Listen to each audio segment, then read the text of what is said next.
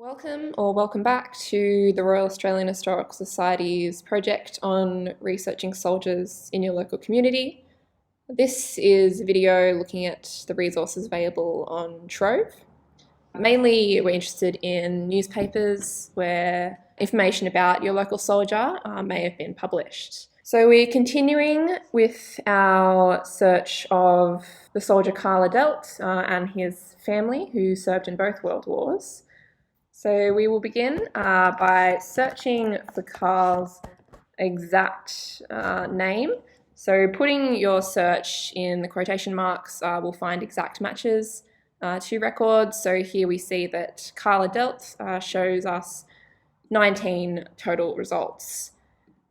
Sometimes these direct searches can omit certain records that might refer to your soldier by their surname with an initial, sometimes a nickname, sometimes by their rank. So if you want to make sure you're seeing more results, you can always add a few search terms. So here we'll search for Karl Adelt or C Adelt or Trooper Adelt, just to be sure we are getting all the information. And we see here the 19 search results is now 128, which is more for you to look through, of course. So you can definitely just go through the 19, but you never know what you might find with a broader search. So we'll open up all our newspapers and gazettes results. And here we can also narrow it down by selecting our date range. So World War I, we want 1910 to 1919, which gives us 79 results. And we know that Karl Adelt died in 1915, so if we want to even narrow it down further, we can select 1915 to get 47 results. Now, our first result here seems to be a casualty list recording Karl killed in action alongside various other soldiers. So he's listed at the top here of a casualty list from New South Wales. So 1st Light Horse, Private Woods and Trooper Adelt. So this newspaper was published on the 1st of June 1915. We know that Karl died on the 16th of May. So this is probably one of the earliest records of Karl's death to circulate in the Australian news. Now we can go here to our third result, Heroes of the Dardanelles, which interestingly contains an image of Karl alongside other soldiers who died on the Gallipoli Peninsula. Not every local soldier will have their image published in the local newspaper, but you never know what you might find when you do search. Your soldier might even be here, pictured alongside Karl. And our third result here came from California to enlist is an interesting result because it actually tells us not only about Karl, but about his brothers. So this is published in November 1915, and it tells us that one son, trumpeter Karl Adelt, was killed in the early landing in Gallipoli, and another son, Rolf, lost no time in going to Sydney and is now on his way to fill the gap caused by his brother's death. A third son, Bert, who was in California, arranged to return to Australia with all speed and is now in camp. So we can now do a search of the records, Karl's brothers.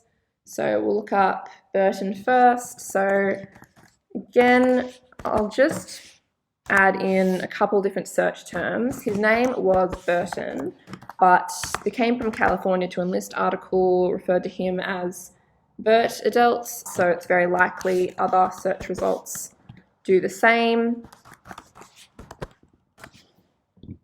Right, and we'll just get rid of year 1915, and it shows that we have 25 total results about Burton. So the first one we see is the same article, published in a different newspaper, but the same about Burton and Rudolph coming 6,000 miles to enlist after the death of their brother.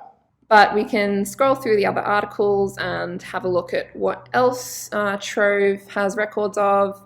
And this is a little excerpt from an article that tells us that Private Burton Adelt, who's the son of Mr. Adelt of the North Coast, is now recovering after being seriously ill. This young man recently underwent a serious operation.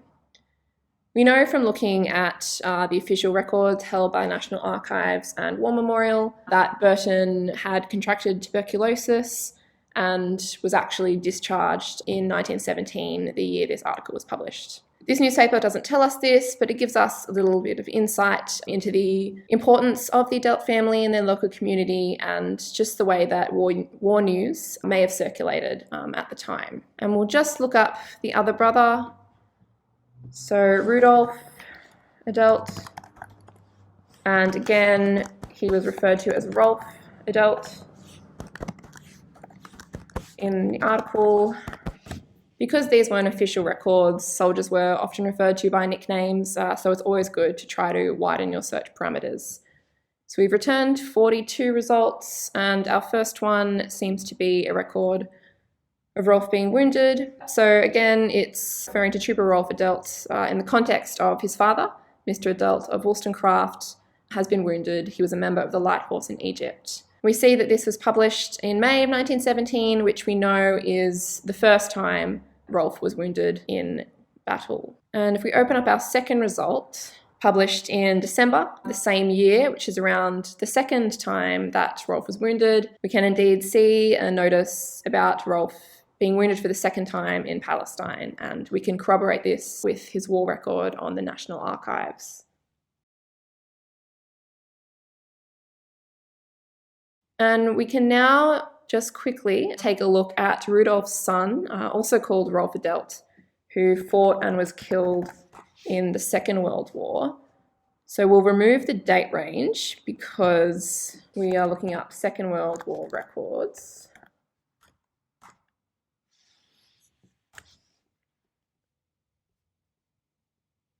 And I'll just widen the search. And we will narrow this down again to the search term of the appropriate decade. So World War II, we want 1940 to 49 records. So we can see here our first result seems to be a casualty list. Casualty list for New South Wales issued today names 7 members of the AAF who have died abroad. And down at the bottom here we can see Rolf Adelt, who died of his injuries from Woollahra. And we can just quickly take a look at Randall Barlow, who was buried in the same cemetery in Cairo as Rolf, and who died in the Second World War. So I've just searched Randall Barlow here because searching R. Barlow or even Private Barlow might take you to other results, not referring to the same soldier, because Barlow is obviously a more common surname than Adelt. So when you have 10 results to go through with these search parameters, we can have a look at a few of these. So our first result is titled Good News Then Bad, which tells us that the day before Private Randall Barlow died of his wounds, his family received a cablegram saying, "Doing well, love to all." And Barlow appears in another local paper, the Cumberland Argus and Fruit Growers Advocate from Parramatta.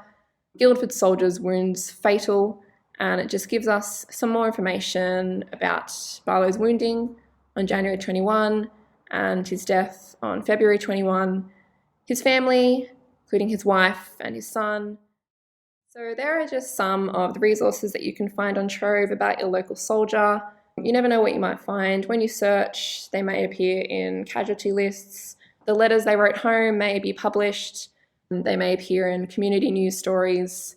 Searching records on Trove can provide a good contrast to the official records you may find on the National Archives or in the Australian War Memorial, and things that are of interest but aren't in official records, or things to help you cross-reference information in official records.